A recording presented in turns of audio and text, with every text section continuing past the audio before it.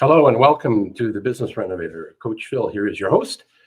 If you're watching this on replay, just let us know. Hashtag replay. Feedback, comments are welcome. If you know of someone that you'd like to have as a guest to share their knowledge around sales, marketing, and or mindset, or all three, we would welcome an introduction to speak with them, and maybe that person is you. So today what I wanted to do is talk about responsibility. Let me jump into my buddy's book, Brian Monahan's book, Customer Delight 365. I grabbed a quote out of there today. It's later on in the year, but it doesn't matter because responsibility is something we all get to do or not do. Depends on whether you want to take responsibility or not. This quote is by a historian, Sir Winston Churchill. The price of greatness is responsibility. Let's hear what Brian's got to say about that. Have you ever stopped to consider the cost of delight? I suspect the price of delight includes responsibility, but it also includes care, humor, humility, just to name a few. Take the time to identify what it takes to deliver delight and create a plan to bring it to life. Brian, that was beautiful, man. Just awesome. Let's hide his book and get on with it. So the Business Renovator is really all about sales, marketing, and mindset, and being human. And over the last couple of days, I was thrown into a tizzy, I suppose. It's not a major health issue. It was just a recognition where my inner voices were starting to have a debate between each other. One was supportive and one was very critical. And the arguments were quite strong on both sides, and both had a really good, strong point of view. I could have done some things differently over the last about 7 or 8 days, could have made a difference to the outcome that I saw on the weekend. But part of the debate between the two of them was there was another individual involved with the situation, and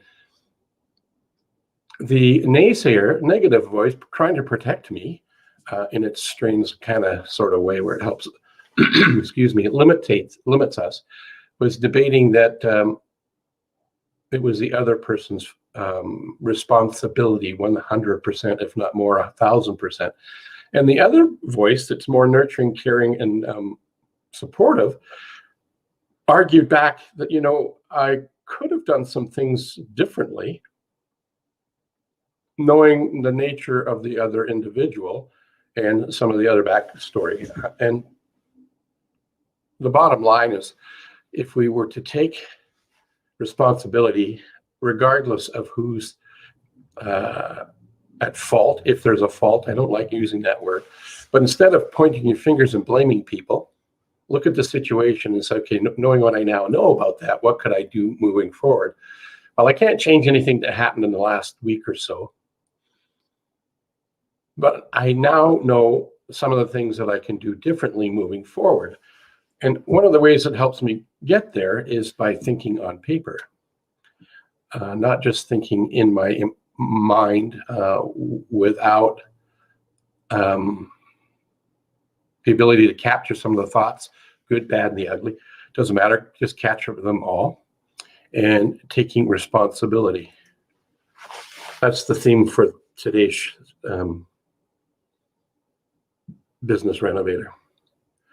In Jack Canfield's book, The Success Principles, in both editions, early on in his book, the very first thing that he talks about is that we need to take responsibility. Now, one of the things that I use when I'm working with my clients is I spell the word slightly differently, and I probably should have put that up on the ticker as well.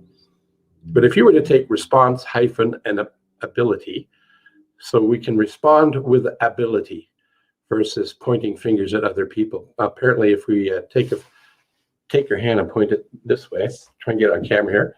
The weatherman guy in me is not very good. So if I do that, there's one finger pointing at you and 3 fingers pointing at me. So it's 3-1 in favor of myself taking responsibility. I was pausing to indicate there was a hyphen. Let's see what Canfield says. I just know this. He's got great stuff. There's a quote in here by Jim Rohn. You must take responsibility. You cannot change the circumstances, the seasons, or the wind, but you can change yourself.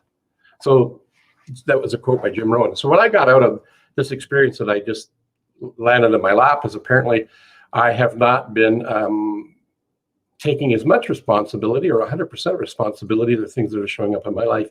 Now, even if I didn't cause them, just by responding differently to them, I would have a different outcome and be less stress in my life. Does it mean I won't make mistakes? Hell no. I'll still make mistakes. I made a mistake. That's what's caused this Business Renovator subject of taking responsibility to show up this morning. So if you've got ways that help you take responsibility, let's share them in the chat. Or send me a message. My contact information is right behind me. CoachPhil.ca is a website, or phil@coachphil.ca is where you can send me an email, or you can catch me on LinkedIn as Phil Jokes, and you can catch me on Facebook as Phil Jokes, because I'm Phil Jokes. The marketing brand name is Coach Phil. Did I ever tell you the story about how that showed up? Maybe that's a story for another day, because it doesn't really equate to responsibility. Although I suppose it could. Okay, I'll tell you the story, since you asked. How that showed up was somebody was in my early days of working with the Focal Point gang. I was doing presentations, and one of the presentations on the building up, getting people in it, somebody I met started calling me Dr. Phil. Well, I don't have a degree and I don't have a doctorate. So I didn't think that was fair for all the people who've put the time and money and energy into getting their doctorate. So I immediately told him, no, don't call me doctor. I'm not a doctor. Not at all. I haven't earned the right to be anointed with that. So he changed it. He said, okay, what about Coach Phil?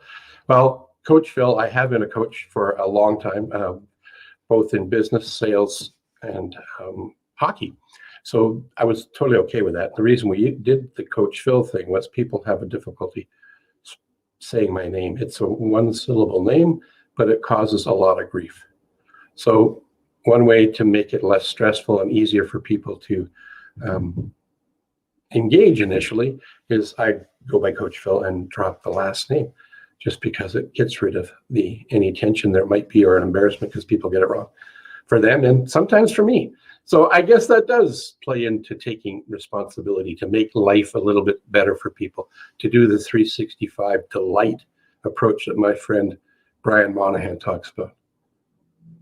So I'm going to encourage you to stay wonderful, and spell wonderful with a U, representing yourself. You are wonderful.